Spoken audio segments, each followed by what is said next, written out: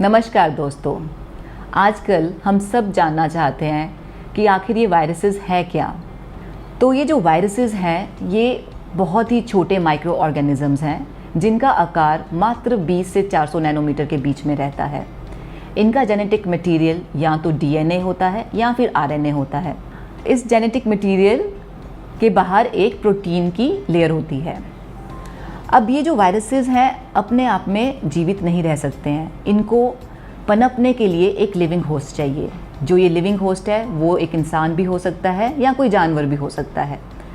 और जब भी ये एक लिविंग होस्ट के अंदर जाते हैं ये उसके सेल के ऊपर आक्रमण करते हैं, जिससे ये उनकी ही मशीनरी को यूज़ करके अपने आप को रेप्लिकेट करते हैं।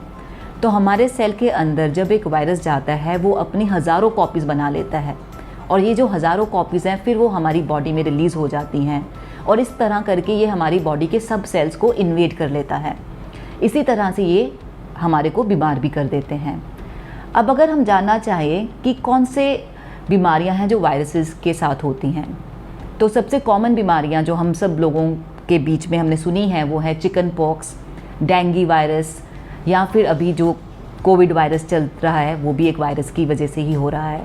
अभी पिछले दशकों में जितने भी वायरसेस, जितनी भी बीमारियां उभर के आई हैं, जैसे कि एड्स एक वायरस की वजह से है जिसको हम HIV वायरस कहते हैं।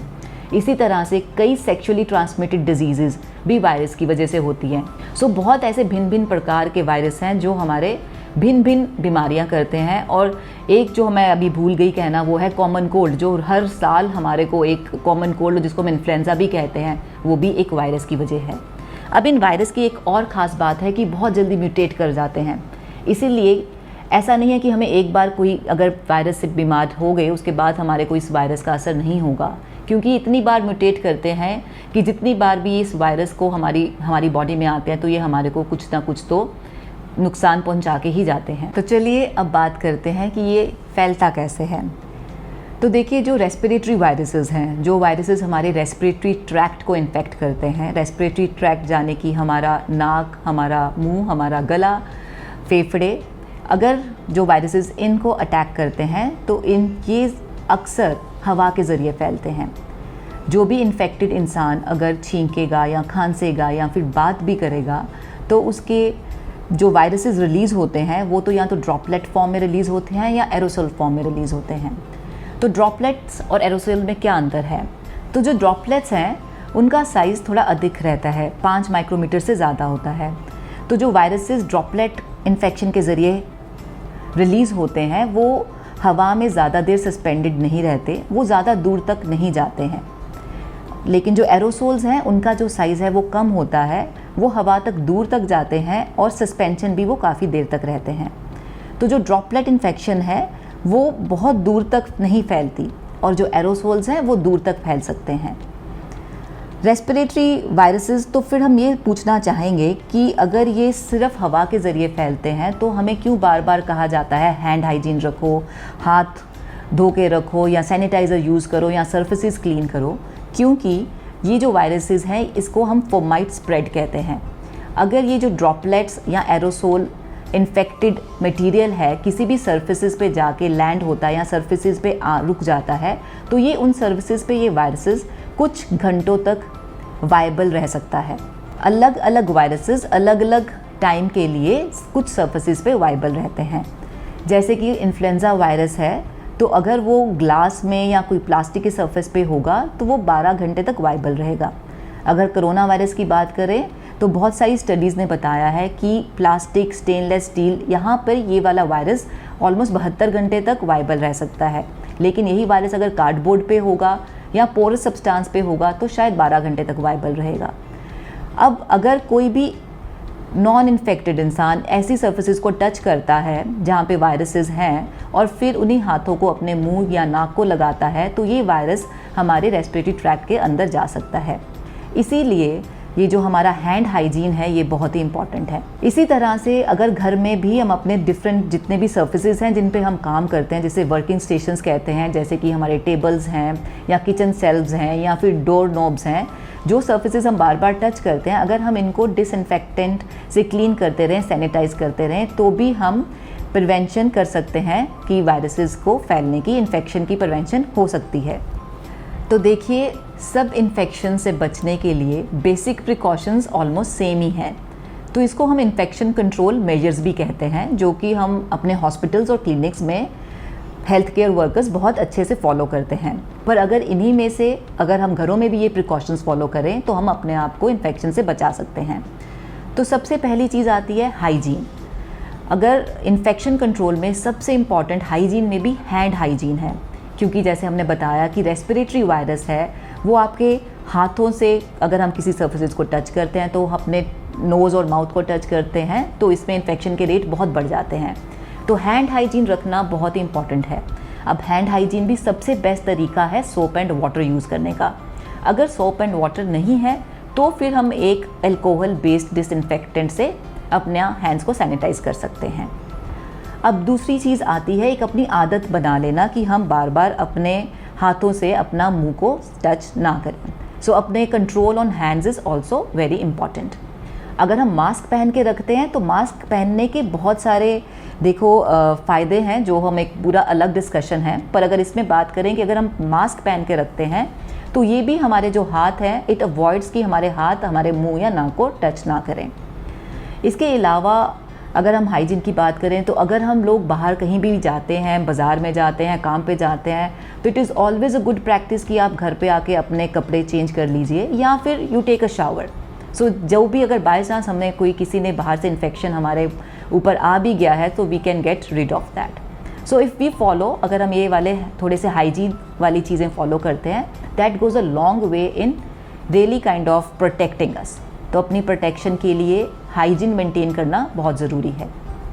और किन चीज़ों का हमें ध्यान रखना चाहिए अपने आप को बचाने के लिए? हाइजीन के बाद अगर हम कुछ कर सकते हैं वो है अपने ट्रैवल को लिमिट करना, क्योंकि ट्रैवलिंग एक ऐसी चीज़ है जिससे रिस्क ऑफ इन्फेक्शन बहुत बढ़ जाता है। ट्रैवलिंग चाहे पब्लिक ट्रांसपोर्ट से हो, एयरप्लेन्स में हो, चाहे हमारी मेट्रोज़ में हो, तो इसमें डेंसिटी ऑफ कॉन्टैक्ट और डेंसिटी ऑफ पॉपुलेशन बहुत ज़्यादा है, कॉन्टैक्ट बहुत ज़्यादा है, तो इसमें भी इन्फेक्शन का रेट होने का बहुत ज़्यादा चांसेस रहता है। अगर हमें ट्रैवल करना ही है तो कुछ प्रिकॉशंस लेके ट्रैवल करें तो सही रहेगा, जिसमें आप मास्क पहन के ट्रैवल करें, ग्लव्स पहन के ट्रैवल करें, एक सेफ़ डिस्टेंस मेंटेन करें। तो लिमिट योर ट्रैवल, एंड अगर ट्रैवल करना ही है तो ट्रैवल विद ड्यू प्रिकॉशंस। इसके अलावा हम किन चीज़ों पे ध्यान दे सकते हैं? देखिए, फूड सेफ्टी एक बहुत इम्पॉर्टेंट मुद्दा है इसमें। तो हम क्या खाते हैं, कैसे खाते हैं, ये भी बहुत ज़रूरी है। सबसे पहले, जब भी पैंडेमिक का दौर हो उसमें जो खाना है हमें पका के ही खाना चाहिए। रॉ मटेरियल जो है उसको खाने में थोड़ा सा आपको रिस्क रहता है। घर में जब भी कोई पदार्थ आते हैं, जब भी कुछ खाने का सामान आता है, जिन चीज़ों को हम धो सकते हैं उनको अच्छे से धो के हमें रखना चाहिए। और अगर जिनको भी हम पका के खा सकते हैं उसको फ्रेश पका के, और पकाने के लिए भी अगर हम 70 डिग्री सेंटीग्रेड से ऊपर टेम्परेचर रखते हैं तो वायरसेस उसमें मर जाते हैं। तो अगर हम कुक्ड फूड खाते हैं तो उसमें भी इन्फेक्शन का रेट बहुत कम रहता है। So cooked food versus raw food, अगर रॉ फूड खाना भी है तो इट शुड बी बहुत ही प्रॉपरली उसको धो के पूरा डिसइंफेक्ट करके फिर खाना चाहिए। और कोशिश करनी चाहिए हम फ्रेशली मेड फूड खाएं, हेल्दी फूड खाएं, क्योंकि जितना हम हेल्दी फूड खाएंगे उतना ही हमारी इम्यूनिटी भी ठीक रहेगी और हमारे में ताकत रहेगी वायरस से लड़ने के लिए। जो हमें अवॉइड करना चाहिए फूड में वो है जंक फूड। बाहर का बना हुआ जंक फूड बिल्कुल अवॉइड करना चाहिए। एक और चीज़ जिसका हमें ख्याल रखना है, जिससे हमें वायरल इन्फेक्शन से बचाती है जो चीज़, वो है वैक्सीनेशन। ख़ास करके जो पेरेंट्स हैं उनको पूरा ध्यान रखना चाहिए कि उनके बच्चे प्रॉपरली एडिक्वेटली वैक्सीनेटेड हैं। जिन जिन वायरल इन्फेक्शंस के लिए हमारे पास प्रॉपर वैक्सीनेशंस हैं वो सब वैक्सीनेशंस हमें लगवाना चाहिए। सिर्फ बच्चे नहीं, एल्डरली के लिए भी वैक्सीनेशंस बहुत यूज़फुल रहती हैं। स्पेशली जो इन्फ्लुएंजा वैक्सीनेशन है जो हर साल आती है, वो एल्डरली एनी पर्सन जो 60 ईयर से अबव है, they should get themselves vaccinated for influenza. अभी तक जो हमने बात की है वो ज़्यादातर रेस्पिरेटरी वायरसेस के बारे में है।